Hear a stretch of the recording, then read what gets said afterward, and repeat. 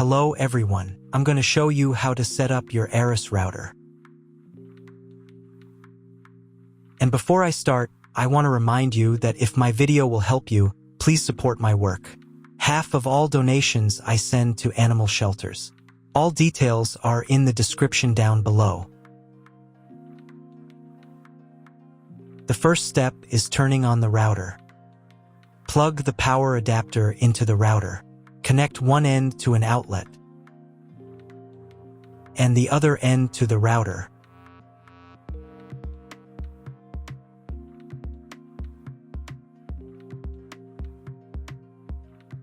When the router powers on, the indicator will illuminate. It may take a few minutes for it to completely turn on. The next step is to connect the cable from your internet service provider or from your modem to the internet port. You now need to reset the router to its original factory settings. Hold down the reset button on the router for 10 seconds. Wait for the router's indicator lights to start flashing. Occasionally, this button can be found inside the router casing to avoid accidental presses. In this case, use a thin object to press it down.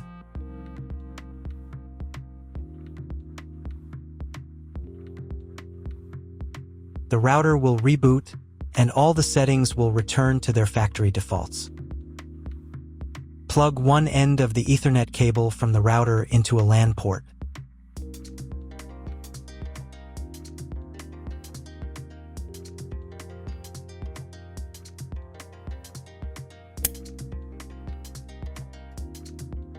The other end into the Ethernet card of your computer or laptop. Wait a few minutes for connection. Great, the router is connected to your computer. Now you need to set it up. But first, if you don't have an Ethernet cable or your computer doesn't have an Ethernet port, I'll show you another way to connect the router. Connect the router to the power adapter and cable from your internet provider. This will enable Wi-Fi. If your router is new, the name of your Wi-Fi network will be the same as the name of your router. Your router has its own Wi-Fi network name and password that is printed on a label. Connect to it. Great, you've connected to the router. Now let's start setting it up.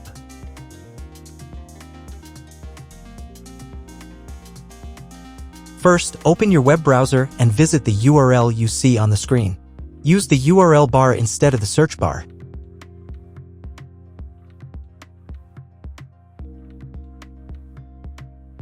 At the beginning, you will see a form with a login and password. Usually, it is admin and password. If these credentials are wrong, then find label on your router. The credentials are often printed on the bottom of the device.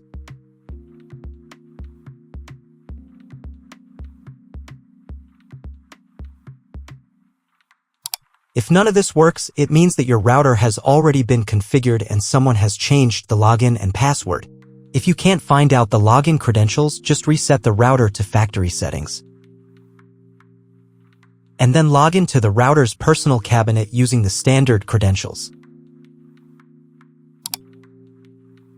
If your router settings do not look like mine, it means that your router has a different firmware. I made a video for every firmware type. You can find all the links in the description down below. I want to warn you right away that there are many firmware versions and they may differ slightly. But don't worry, you will succeed. Just watch the video and follow the instructions. So, as I mentioned earlier, the first step is to enter your username and password to access the router's admin panel. At this point, you'll also see an option to choose the language for the router's admin interface. You can select from several available languages depending on the model, but in this case, I'm going to leave it set to English. It's the default and most documentation supports it. Once you've entered the username and password and selected the language, click the Apply button to proceed. After that, a pop-up window may appear. This is a security prompt asking if you want to change the default login password for the admin panel. This step is extremely important for your security. Leaving the default password makes it easier for someone to access and change your network settings without permission. So I strongly recommend changing it. To do that, click right here to open the password change page. On this page, you'll see 3 fields. In the first field, enter your current password, the one you just used to log in. In the second field, type your new password. Make sure it's strong and hard to guess. And in the third field, retype your new password again to confirm it. The password must be at least 8 characters long, but ideally you should use a mix of letters, numbers, and symbols to make it more secure. You might also see a field labeled Login Timeout. This setting determines how long your session in the router's admin panel will remain active when you're not using it. For example, if you set the timeout to 900 seconds, that's 15 minutes, and you don't interact with the interface during that time, the system will automatically log you out. This feature helps protect your router from unauthorized access in case you leave your computer unattended while logged in. Once you've made all the changes, click Apply to save them. Now, let's move on and change the Wi-Fi network name and password. To do this, go to the Basic Setup tab and then click on the menu option also called Basic Setup.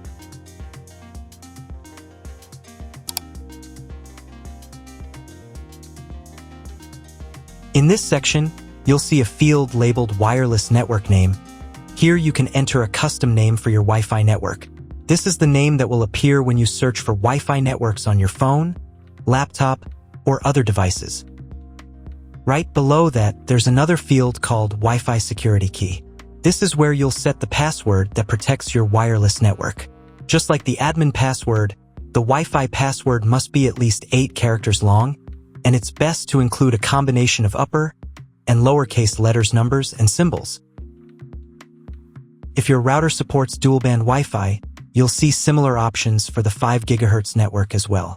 You can change the name and password for that network too, or simply copy the same ones if you want all devices to connect automatically. If you don't need one of the bands, for example, if you want to disable the 2.4 GHz or 5 GHz network, you can do that here as well. Just uncheck the box next to the network you don't want to use. When you're done making changes, click the Apply button to save your new settings. You'll see a message saying, "Your settings are being saved." It may take up to 1 minute to write the settings. Please do not close the window or turn off your router while the settings are being applied. Once the settings are saved, your Wi-Fi connection will restart with the new name and password. If you were previously connected to the router via Wi-Fi, your device will be disconnected. Now you need to reconnect using the new Wi-Fi network name and password that you just set. Once reconnected, check if your internet connection is working. The easiest way to do this is to open a browser and try searching for something on Google. If the internet still isn't working, don't panic. Try restarting your router.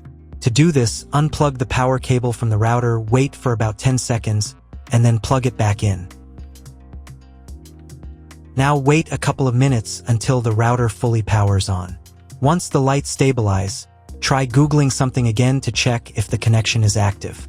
If the internet still doesn't work at this point, you'll need to call your internet provider.